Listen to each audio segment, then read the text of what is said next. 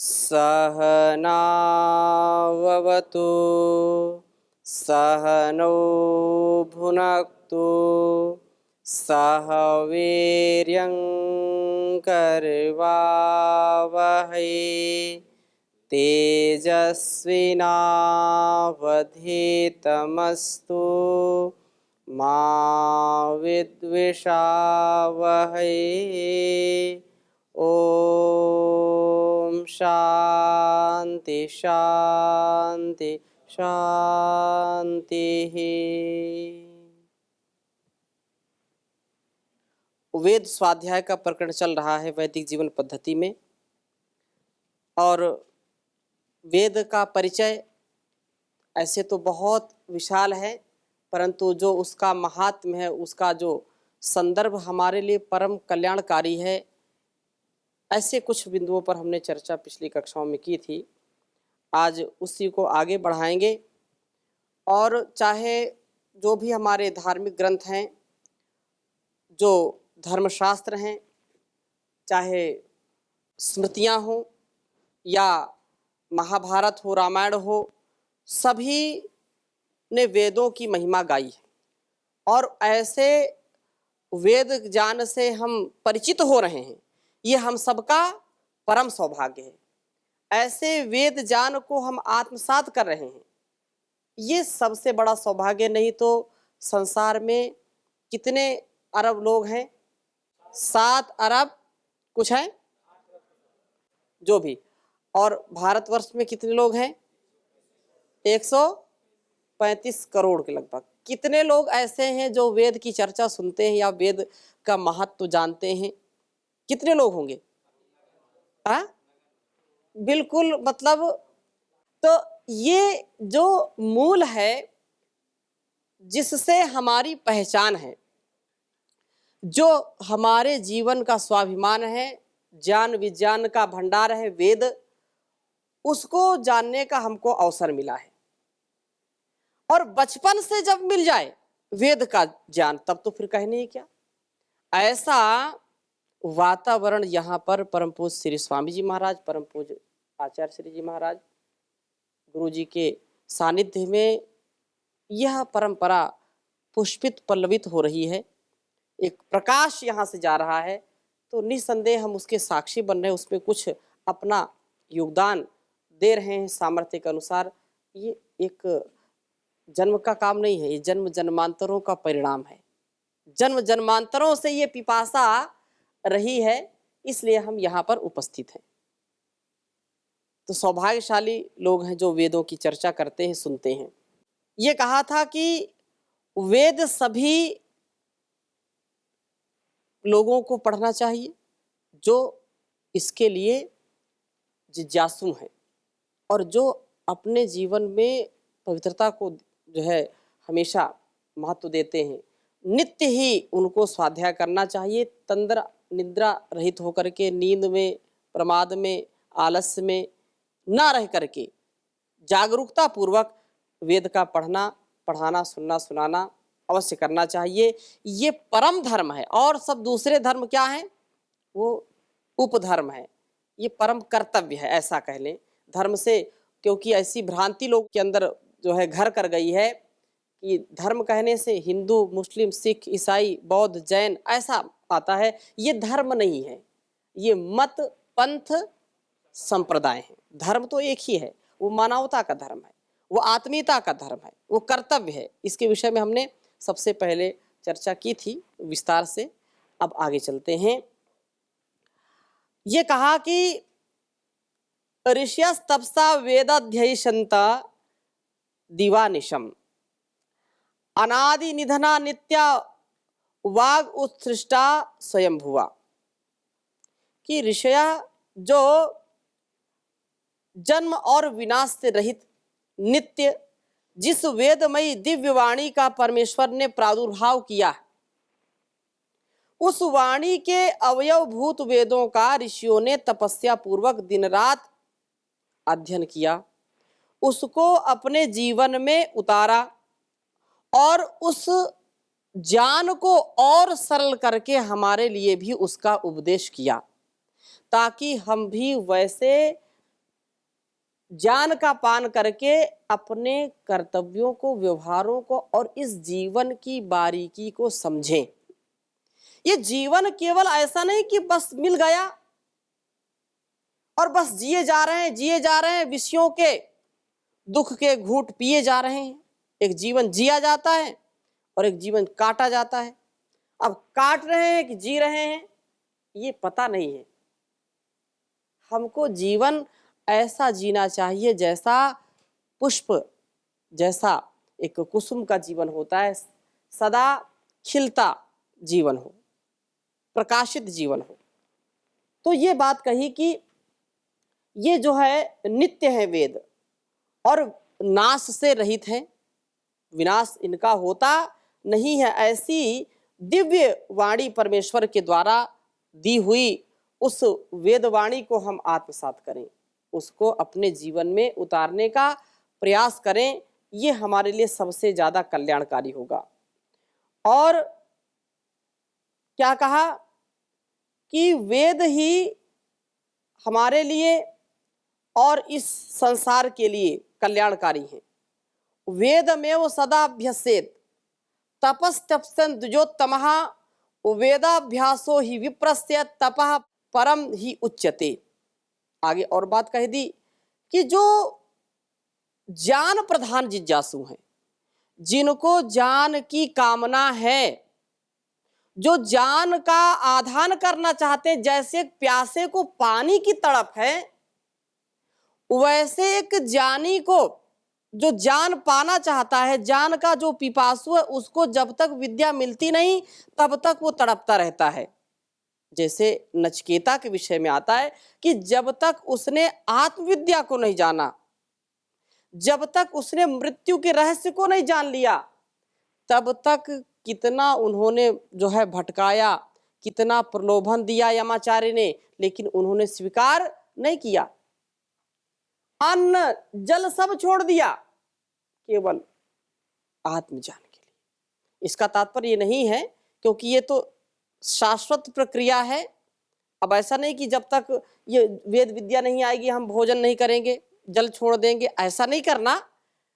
एक आशा ये है कि ज्ञान जिज्ञासुओं का, जो जिज्ञासुओं की भूख है, हाँ जो मोटे ताजे थोड़ा सा अगर 1-2 दिन छोड़ भी देंगे तो कोई बात नहीं। हम यही प्रार्थना करते हैं, धीमहि धियो यो नः प्रचोदयात्। वह परम पिता परमेश्वर हमारी बुद्धियों को कहाँ सन्मार्ग क्यों लगाए। या मेधाम देवगणा पितरश्चोपासते तया मामद्य मेधाग्ने मेधाविनम कुरु। अभी करो, इसी वक्त करो। ऐसी मेधा से, मेधा अर्थात प्रज्ञावान बने, बुद्धिमान बने, ज्ञानवान बने। ऐसा यदि हम कर पाते हैं तो निश्चित रूप से हमारा जीवन सफल होगा, ज्ञान से युक्त हो, आनंद से युक्त। और वो कौन देगा? वेद ज्ञान से ही हमारा ये कल्याण हो पाएगा। इसलिए कहा कि जो ज्ञान का पिपासु है, ज्ञान की प्रधानता जिसके अंदर है, वो तप तपता हुआ सदा वेद का अभ्यास करे, सदा वेद का अभ्यास करे, इधर उधर अभ्यास नहीं करना। जो ज्ञान का है दीपक जलाकर, ऐसा यदि आप प्रार्थना करते हैं, हे प्रभो आनंद दाता ज्ञान हमको दीजिए, शीघ्र सारे दुर्गुणों को दूर हमसे कीजिए। लीजिए हमको शरण में, हम सदाचारी बने, ब्रह्मचारी धर्म रक्षक वीर व्रत धारी बने, वीर व्रत धारी बने।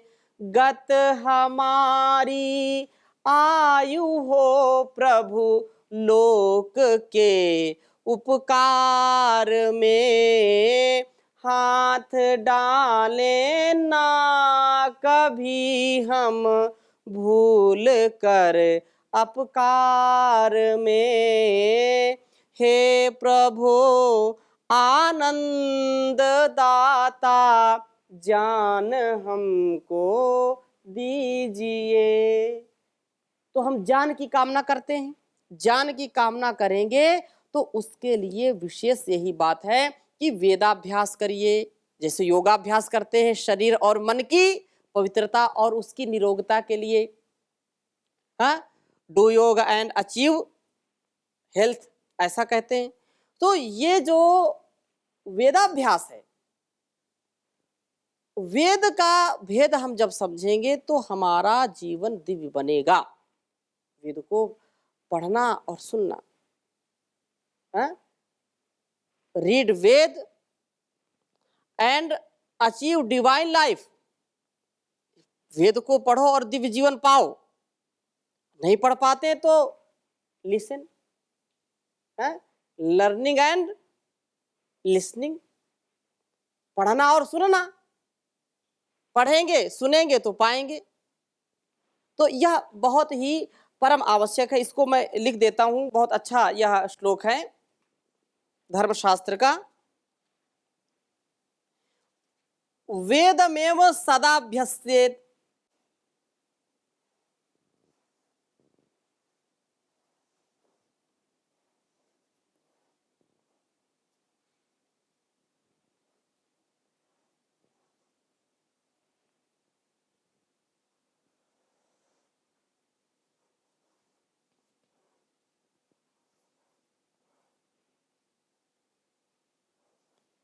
अभ्यसेत्।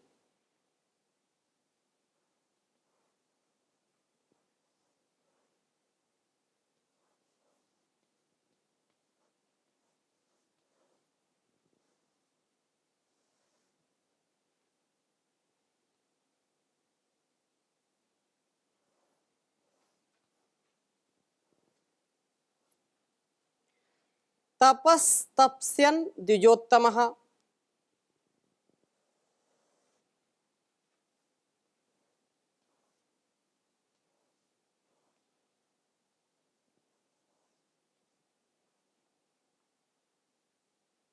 तपस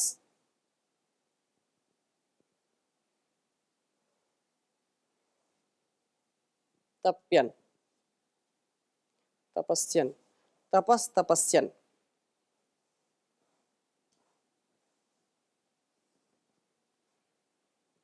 द्विजोत्तमः।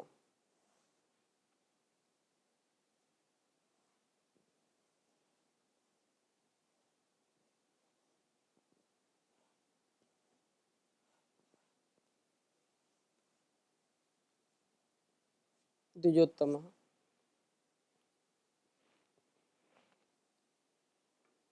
वेदाभ्यासो हि विप्रस्य।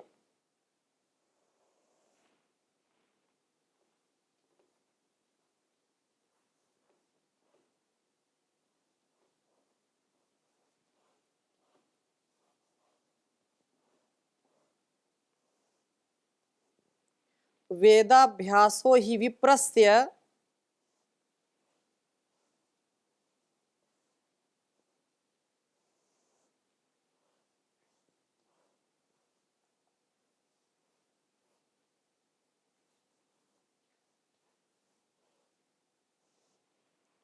वेदाभ्यासो हि विप्रस्य तपः परम इह उच्यते।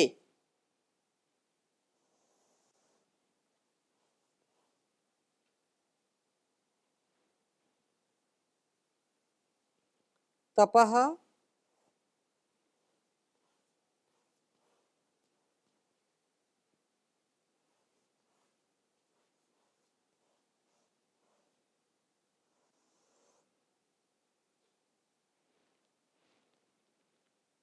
परमिह।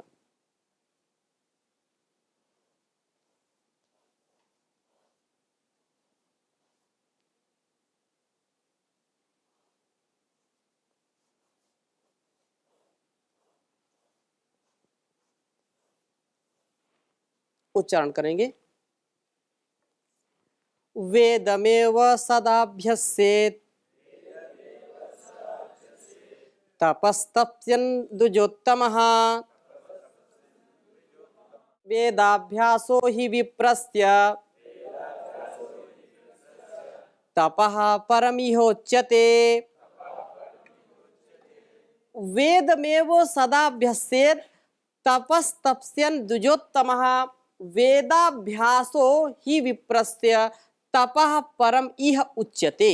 इस संसार में, इस जगत में जो विप्र हैं, जो वेद का पढ़ना पढ़ाना ही जिनका काम है, जो अध्ययन अध्यापन में अपने जीवन को लगाना चाहते हैं या लगा रहे हैं तथा श्रेष्ठ और ज्येष्ठ जीवन जीना चाहते हैं, धीर गंभीर होकर के जीवन को जीना चाहते हैं, विद्वान बन करके जीवन को जीना चाहते हैं, तो उनके लिए कहा कि वेदमेव सदाभ्यस्येत्, वेद का अभ्यास करें, वेदाभ्यास से ही उनके जीवन का कल्याण होगा।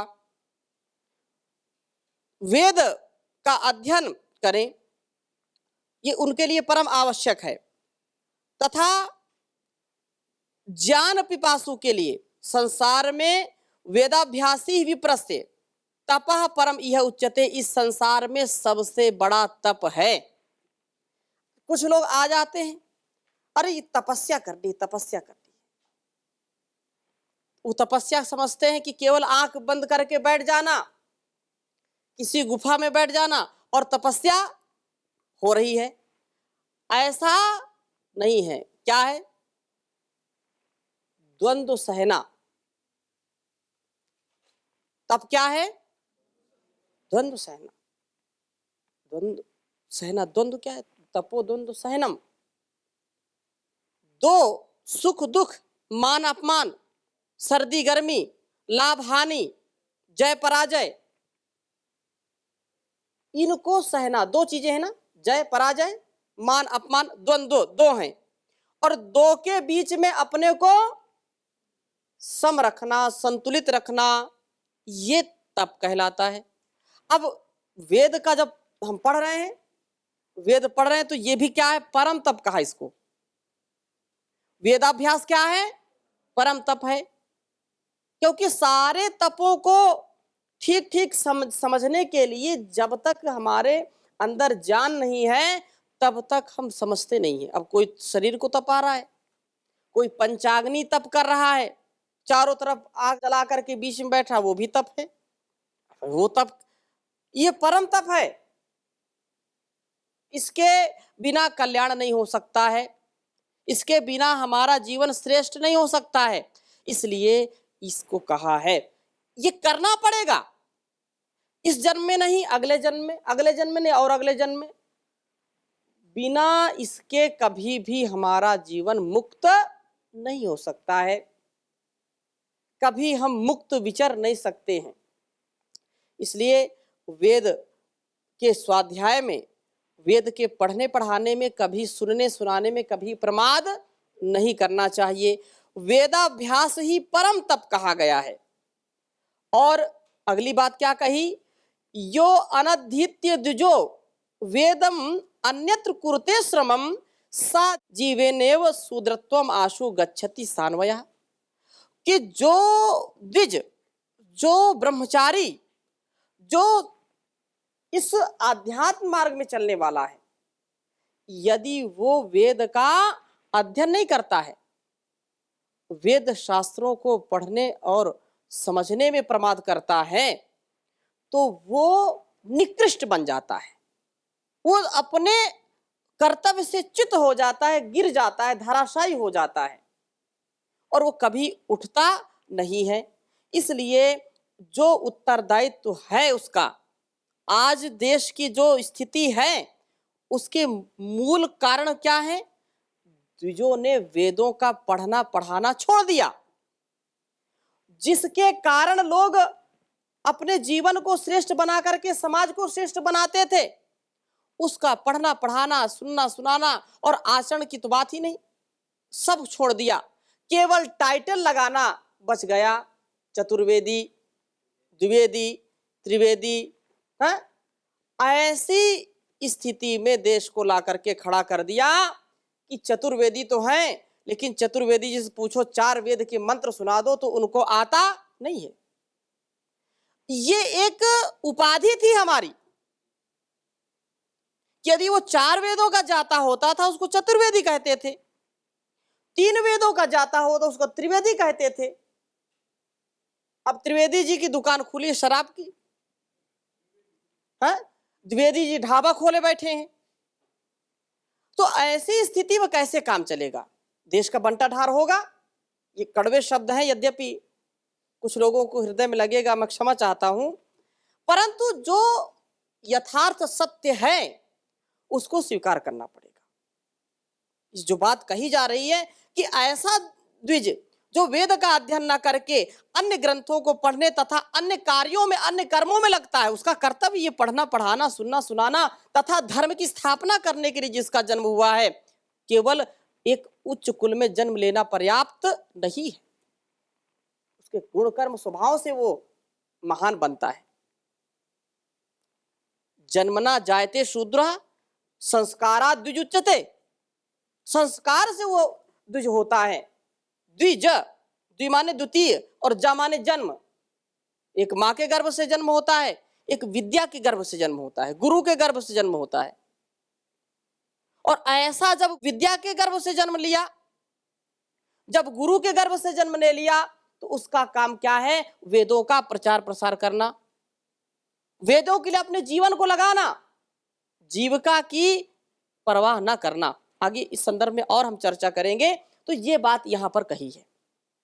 देश का जो पतन हुआ है यही मूल कारण है। लोगों ने स्वार्थ को सबसे आगे रखा, अपने निजी स्वार्थ के कारण कितने महापुरुषों को लोगों ने मरवा दिया, आत्महत्या करवा दी, या उनको जो है जहर पिला दिया, जिससे देश की बहुत हानि हुई। और अगर वेदों का स्वाध्याय करने वाला व्यक्ति है, वेदों के ज्ञान को जीने वाला व्यक्ति है, तो उसके लिए इस संसार का प्रलोभन कुछ नहीं है।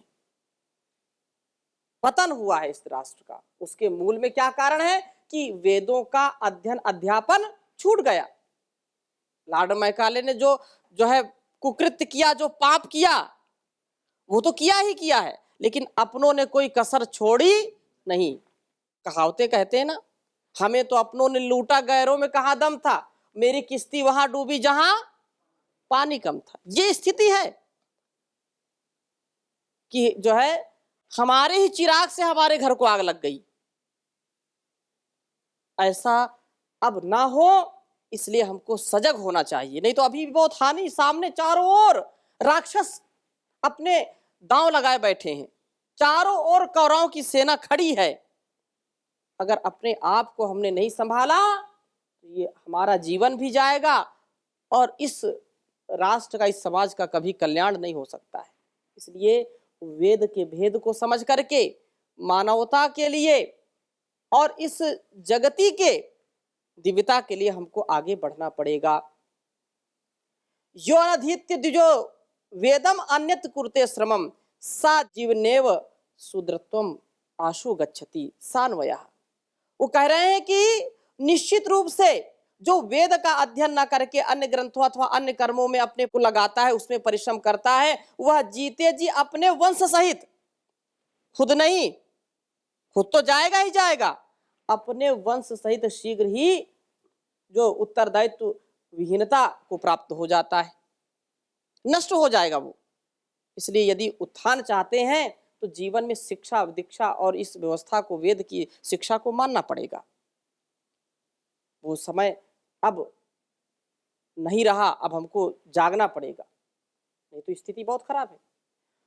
वह विद्या गई जो बनाती थी मानव, वह शिक्षा गई जो बनाती थी मानव, कुशिक्षा का पाठन पठन हो रहा है, ये उत्थान है या पतन हो रहा है, भवन बन रहे हैं गबन हो रहा है।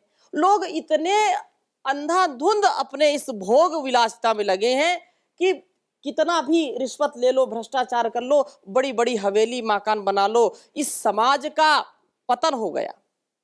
ऐसे मकान बना रहे हैं, दूसरों के खून को चूस रहे हैं। करो त्याग तुम हम भरे जेब अपनी, करो त्याग तुम हम भरे जेब अपनी, ये जनहित का कैसा दमन हो रहा है, ये उत्थान है या पतन हो रहा है। तो पतन से हम बचें, अपने वतन के लिए, अपने इस जीवन के लिए, इस जगत के लिए वेद की विद्या को आत्मसात करना ही पड़ेगा, और कोई उपाय नहीं है। एक ही उपाय है कि वेद की शरण में आएं, वेद के ज्ञान को आत्मसात करें और दूसरों को भी इसके प्रति प्रेरित करें। तो ऐसे शुभ संकल्पों के साथ आज की कक्षा को यहीं पर विराम देते हैं। शेष चर्चा अगली कक्षा में करेंगे। ओ